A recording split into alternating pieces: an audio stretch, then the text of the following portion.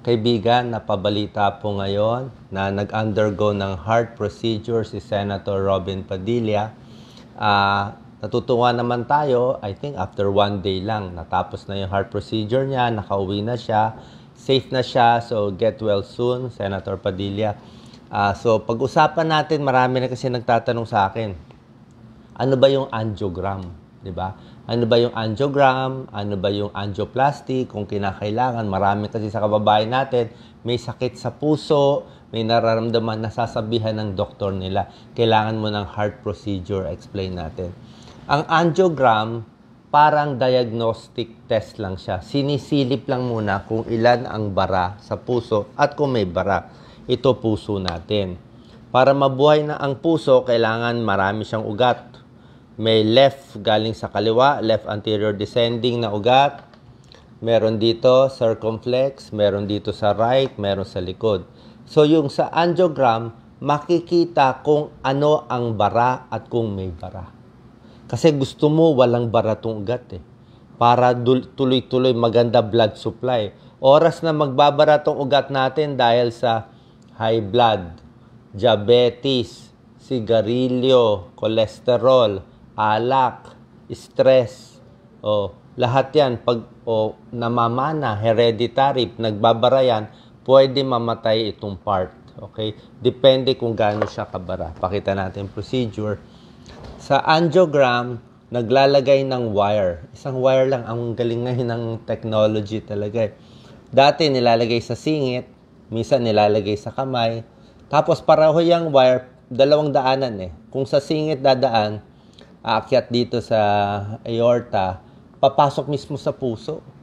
Pupunta sila dito sa ibabaw ng puso, mag-i-inject sila ng dye. Yung dye parang contrast dye para masilip kung anong ugat ang barado. Invisible yan paano makikita? Ito yung angiogram procedure. Ayan may doktor. Actually, cardiologist po ako. Nung nagte-training ako sa PGH, nakagawa na rin ako ng angiogram. Okay? Pero syempre, hindi tayo ganun kasanay. Kasama ko yung mga consultant ko. So, dito, may dye yan, ini-inject. Pag nandito na siya sa pwesto, sa may ibabaw na, i-inject yung dye at lalabas yung ugat mismo. Ang ganda, Tingnan nyo, dapat ang labas ng ugat, matataba at mahahaba. Kompleto, gusto natin. Ibig sabihin, ang ganda ng daanan. Pero tingnan nyo tong angiogram na to. Ayan, ang dami, bukol-bukol, Ito, ayan, bukol-bukol siya. Ang daming barado. Ayan, bukol-bukol. Sobra daming barado. Dito sa case na to, hindi ko alam kung kaya pa nila i-angioplasty yan. Sa dami. So, pag angiogram, depende sa dami ng bara. Kung konti lang ang bara at maiiksi lang ang bara sa puso, ganito. Depende sa dami ng lechon na nakain natin. Actually, kahit sa taba ay masama, mas masama yung sigarilyo. Sabi ko, tigil niyo na sigarilyo. Basta smoker, diabetic, high blood, ang dami nagbabara. Kung ang bara ay konti lang, maiksi lang to. Kung maliit lang ang bara, maiksi lang, tsaka bandang dulo. Gusto natin, kung may bara ka man, dito lang sa dulo. Para magsara man ng bara, ang mamamatay na heart muscle, maliit lang. Pag maliit lang namatay na heart muscle, buhay ka pa. Nagpapump pa yan. Pero paano kung yung bara mo dito sa taas? Delikado na yon. Kasi pag dito sa taas, pag nagbara, ang daming sanga na mamamatay. Ang pinaka-delikado, yung tinatawag na widowmaker. Merong ugat dito, widowmaker. Tagagawa ng byuda. Ang widowmaker dito sa left main. Pag left main ang nagbara, tapos lahat ng usapang to. Mamatay lahat. Ang taas ng namamatay. So, depende kung nasaan yung bara, gaano kahaba ang bara, at gaano karami ang bara. Okay? Pag konti lang ang bara, okay, sa angiogram, pag nakita konti ang bara, pwede ka pa mag-angioplasty lang. Yan. Angioplasty, wala talagang malaking opera. Yung wire pa rin ang papasok sa puso. Tingnan nyo, may bakal yan, papasok dito. Tapos, binubuka lang yung barado. Napakaganda. Napakagaling ng medisina ngayon. Talagang life-saving to. na dapat yung mga heart attack, dapat nga marami namamatay, nabubuhay. Napapahaba ang buhay ng tao dahil dito. Problema lang, mahal. So ito, nagpasok sila ng wire, ayan o. Nakita, kunwari, ang bara nandito sa LAD, sa may gitna, ayan o. So andito barado siya, pinasok mo na yung wire. Dati ang ginagawa namin, nung kapanahunan ko, balloon angioplasty, lobo lang, balloon. Para siyang net ng basketball, binanat lang. Oh. Pagbanat ng balloon, labas na. Lumaki na yung ugat. Ang problema dito, ito dati ginagawa, after a few months, nagsasara ulit. Nagko-close, di heart attack siya ulit. Kaya naka-imbento, I think, several decades ago, nag-imbento na mas magandang procedure. Ito mas maganda na, with stent. Yung stent, para siyang big ball pen. Di ba may spring doon? May spring. Parang may spring. So, naglagay ulit. 1, 2, 3, 4. Okay? Ganito ginagawa sa puso. Naglagay ng wire. Napakagaling mga doktor. Nakita nila, masikip yung parting yon. Tinatapat yung stent. Saktong-sakto doon sa masikip. Pag na-shoot na doon sa saktong masikip, bubuksan na nito. Nakita nyo to, puro taba to. Lahat ng kinain natin, taba, sigarilyo, high blood, diabetes, kumapal ng kumapal, lahi. Pagbuka, nabuksan na siya. Pagbuka, iniwan na yung stent sa loob. Napakagaling. Umalis na yung wire, iniwan na yung stent. Hindi na siya magsasara. Mas maganda ang buhay nitong stent. Mas hindi na magsasara. After a few weeks, a few months, magbabalat-balat na to, magpa-fiber na yan. Pero patent pa rin, papasok pa rin. Ito, madalas hindi na nagbabara. Yung ganito, pwede magbara ulit. Ang problema, mahal bawat stent. Hundreds of thousands. Mabuti kung isa lang kailangan mo. Paano kung kailangan mo 3, 4? Diba? Aabot tayo sa milyon. So, yan ang angioplasty. Mas maganda angioplasty, gising ang pasyente, naglagay lang ng wire, binuksan, tapos after a day, makakauwi na. Kaya lang, merong tao, dahil ang dami niyang bara sa puso, hindi na makukuha ng angioplasty. Let's say, ang bara yung buong ugat mo. Mahaba. O, di ba? Paano kung 3 ugat ang barado? Alam ka na, may i-stent mo ng 15 stent, hindi na pwede yun. Hindi mo na rin mabubuka. Hindi rin maganda yung resulta. Kaya minsan, gagawa ng bypass. Ang bypass, mas serious procedure, pero mas maganda yung resulta. Minsan, lalo na sa special case, kaya lang binubuksan ng dibdib. Parang sinoso, nilalagari, binubuksan, general anesthesia, heart lung machine. Mas mataas yung risk, pero magagaling na yung mga cardiovascular surgeon natin. So, ang ginagawa dito, tingnan natin sa bypass, kumukuha sila ng ugat sa katawan din natin. Pakita natin, Doc Lisa. Ito, barado, di ba? Dahil barado itong lugar dito, kumuha ng bypass, binuksan ng dibdib, ginawa ng surgeon, dinikit dito yung artery sa aorta, dinuktong dito sa dulo. Okay? Barado man to, namamatay man to, walang supply itong mga ugat dito, naggawa ng bypass, kaya tuloy-tuloy ang dugo. Nabuhay ngayon tong muscle. May barado dito sa may kanan, barado to, gumawa ulit ng bypass, ang ganda. Ayan, no? So yung dugo na oxygenated blood, ang ganda, papasok dito. Buhay na naman to. Buhay yung muscle. Mas buhay yung muscle, kahit barado ka dito, para kang nabuhay, binigyan ka ng bagong ugat. Double bypass yan. Let's say, EDSA barado. Diba? Nagbara yung EDSA, nagsara. O paano tayo makakapunta sa north? Kaya nga may C5, diba? C5 bypass road yun. Ngayon, meron tayo dyan bago sa SLEX, bypass road. Kaya tinawag na bypass road. Magbara man siya, kahit isara mo yung daanang to, meron ka namang bypass. Napakagaling ng medisina. May tinatawag na single bypass. Doc Lisa, isa lang ang ginamit. May double bypass, 2 ugat, 1 and 2. Pag maraming barado, triple bypass, 1, 2, 3. May quadruple, 4 to, 1, 2, 3, 4. Okay? Ngayon, ang tanong, pag nakitang may bara, ah, angioplasty or bypass. Siyempre, mas gusto natin sana kung kaya ng angioplasty, lalo na pag isa lang ang bara. So, dasal tayo na isa lang ang bara, kung may bara man, at maiksi lang at accessible. Kasi paano kung dalawang bara? Pag dalawang bara, minsan angioplasty, okay pa rin. Paano kung tatlo? Minsan, pag tatlo, mahahaba, diabetic, minsan bypass na talaga kailangan. Tsaka mas matagal yung buhay ng mga bypass graft. Many years kakayanin. Yung mga paglalagay lang ng stent, minsan temporary lang. After a few years, nagsasara ulit. Okay? So, ito yung mga puso natin. Yan yung mga ugat. Angioplasty, ano advantage? Mabilis ang gamutan. Diba? Mabilis gawin.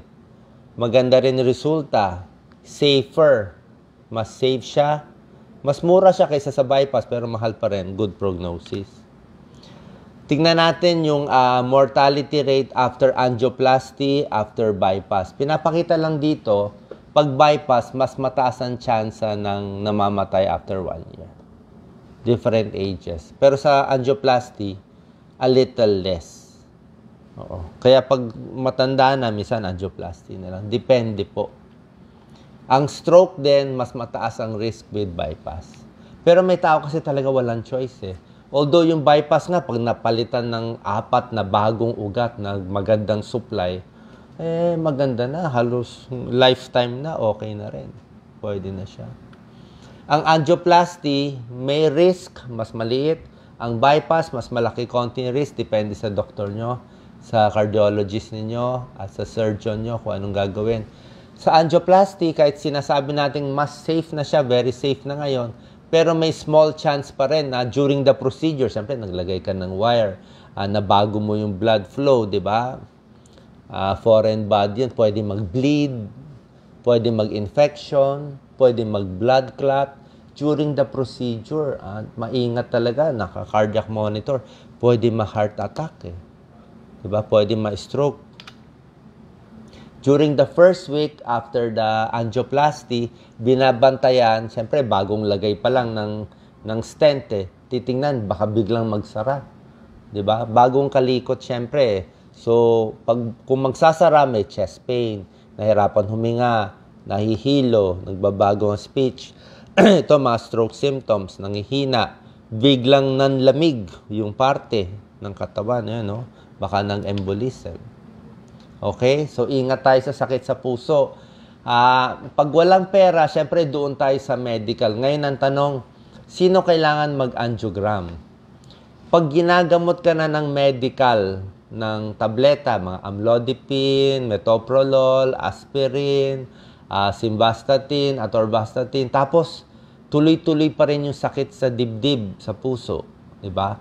O lalo pang lumalala, o tinatawag na unstable angina, dati ang sakit, konti lang, biglang lumala.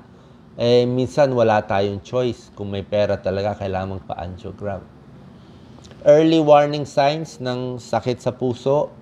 Yan, pag sumasakit, ito yung mga parte sa dibdib, minsan sa kaliwang kamay, minsan hanggang dito sa panga. Ang sakit sa dibdib ng chest pain, angina tawag dyan, 5 to 15 minutes. Ito po talaga linya ko bilang cardiologist. Pag babae, medyo ibang sintomas ng heart disease. Shortness of breath, mabilis ang heartbeat, hindi matunawan, nasusuka. Yan. Simple lang po. Siyempre, takot tayo mabot sa ganitong procedure. Paano natin malalaman kung may bara tayo? Actually, hindi natin malalaman. Oo. Pwedeng wala ka nararamdaman. Sa ECG, makikita ang bara sa ECG, pero kailangan malaking-malaki na ang bara. Kahit normal ang ECG mo, may chance maraming bara sa puso. Sa 2D echo ba makikita? Hindi rin makikita. Sa X-ray makikita? Hindi makikita. Sa treadmill test, pwede makita konti. Oo, pwede makita. Pero basically, titingnan natin, actually kami mga doktor, medyo ma-judge namin naman, mahuhulaan namin kung may bara ka o wala. For example, batang babae, 30 years old, stress, masakit ang dibdib, wala namang risk factors, walang high blood, 30 years old na babae, malamang walang bara yun. Huwag na natin pa-angiogram. Kung kayo ay edad 55, lalaki o babae, 55, mataba, o stressful ang work, may high blood, hindi nagagamot, naninigarilyo, yan talaga ang worst, pinakamasamang bisyo. Naninigarilyo, masakit ang dibdib, angiogram agad yun. Ma-angiogram po kayo. Kasi talagang high risk talaga smoking. Smoking, sa lahat ng bisyo, ito talaga pinakamasama. Siya talaga ang magbabara doon. Smoking, alcohol din, hindi nakokontrol ang diabetes, hindi nakokontrol ang high blood. Tapos yung diet, masama din, pero medyo mas mababa yung risk, tsaka obesity. Okay? Sana, ngayon merong mga magtatanong, mahal ba yung procedure? Wala pong libre sa Pilipinas. Angiogram, medyo mahal. Siguro, depende. 50,000, 60,000, di ko sure. Yung angioplasty, mahal. Siguro, handa ka 300,000, 500,000. May libre ba? Sa angiogram, minsan may libre. Pero ang haba ng pila. Kung aabot pa tayo. At sa angioplasty, may libre. Actually, yung mga stent, alam ko walang libre kasi imported siya. Oo. Pero itong mga procedure talaga, pag naayos yan, nabigay sa tamang pasyente, example lang last na to, kung may isang pasyente, barado siya dito, malaking bara niya. Let's say, 90% ang barado niya dito. Pag nalagyan siya ng stent, nagawan siya ng angioplasty, mabubuhay siya ng mahaba. Siguro, dagdag 20 years sa buhay niya. Kasi yung 90% ng barado, pag hindi siya ginalaw, pag nagsara yan, mamamatay to. Biro mo yung muscle, ganito kalaki, mawawala. Mamatay yung pasyente, di ba? Malaking tsansa. So, pag na-angiogram siya, nakita, ang laki ng barado. Tapos, nalagyan ng stent, halos napahaba mo buhay niya agad by 10, 20 years. Laging na-extend mo yung buhay niya. Kaya nga, napakamahal nitong procedure, pero kailangan gawin pag marami tayong mga bisyo or minsan lang sa nagkakaedad o sa lahi natin. Saan ba nakatulong tong video? Salamat po. Doc Lisa, questions? Ano daw ang stent? Kalso. Anong kalso sa stent? Ano daw ang stent? Ito ang stent, Ulit tayo ng stent. So, pag barado ang puso, maglalagay ng wire. Binubuka siya. Okay? Pag binuka yan, pwede magsara ulit. May nilalagay na maliit na lobo. Maliit yan, siguro mga 2 mm, 3 mm. Pag binuka siya, may stent na spring. Ang stent parang spring ng big ball pen. Ayan, parang spring ng big ball pen. So, pag buka, iniiwan itong bakal na to. Itong stent na to. So, yung bakal na yan, nakakalso yan sa ugat, hindi na magsasara to. Buhay ang pasyente. Dito nilalagay yung stent. Sa loob dito mismo. Papasok dito, napakagaling. Maliit lang yon, siguro mga 3 mm, 4 mm. Binubuksan, pagbuka, nandyan na yan. Maiiwan na yung stent sa loob na puso mo. Hindi po delikado, walang masama dyan. Maliit lang yan. Siya nakakalso dahil nga nagbara yung ugat natin dahil sa sigarilyo, bisyo, high blood, diabetes, hindi nagagamot. Pag nabuka na yan, buhay na yung muscle. Tuloy-tuloy ang blood flow dito at blood supply. Ito yung stent, ito yung bakal, ito yung mahal. Yan yung 100,000 plus na mahal. Maraming klase yan. Meron pang mga stent na marami pa. Meron high-end, parang cellphone Merong high-end na mas hindi sasara. Depende po. Ito yung mahal. Ano daw ang diffuse myocardial ischemia? Diffuse myocardial ischemia, ibig sabihin yan, kung sa ECG, diffuse, barado sa maraming lugar. Left barado, left circumflex, right barado, sa likod barado. Ibig sabihin, maraming barado. Minsan sa treadmill test o ibang mga nuclear test sa puso, nalalaman ang barado sa harap, ang barado sa likod, ang barado sa tabi. So, mas gusto ko maliit lang ang barado. Kasi pag malaki ang diffuse, sabihin, maraming bara. Yun ang duda kung ECG man yan. ay maraming side barado. So, mas gusto natin mas konti ang bara. Kaya nga sabi ko, tigil sigarilyo, magpapayat, bawas sa stress, gamutin yung mga high blood nyo at diabetes, kailangan controlled siya. Okay? Nakakatakot yung sakit, pero marami namang mga procedure, problema lang mahal siya, pang mayaman. Pag mahirap, gamot-gamutan lang ang kakayanin sa ngayon. Okay? Maraming salamat po. May mga nagtanong tungkol Yes. sa valvular heart disease, kaya lang maraming klase pa yun. Another topic, rheumatic heart disease. Maraming rheumatic heart disease sa Pilipinas kasi nga maraming nagkaka-tonsils at pumupunta sa puso yung infection. RHD, mitral stenosis. It's another topic. Nakakalungkot. Sa Pilipinas lang ang may rheumatic heart disease. Sa ibang bansa halos wala na. Pag nagka-tonsils ang anak ninyo, bigyan agad ng antibiotic 1 week. Yun ang sikreto. Pag nagka-tonsils ang anak ninyo, bigyan ng antibiotic 1 week. Kasi pag hindi mo binigyan ng antibiotic 1 week, under the supervision of your doctor, yung infection dito pwede pumunta sa valvula sa puso, sisirain yung valvula, manghihina. Itong mga valve. Ito valve. Sisirain yung valve. Pag nasira to, magkaka-heart failure. Ito pupuntahan, heart failure. Yan, no? Magkaka-congestive heart failure ka pag valvular heart disease. Magmamanas, maghihina. Ayoko na masabihin, pero serious siya. Depende sa laki ng sira. Kaya yung mga rheumatic heart, may valvular, inooperahan din. Depende sa lala. Marami yan, 4 na valvula yan memorize ko lahat yun. So, it's another topic kung gusto nyo. Maraming salamat po. God bless po. Ingat po.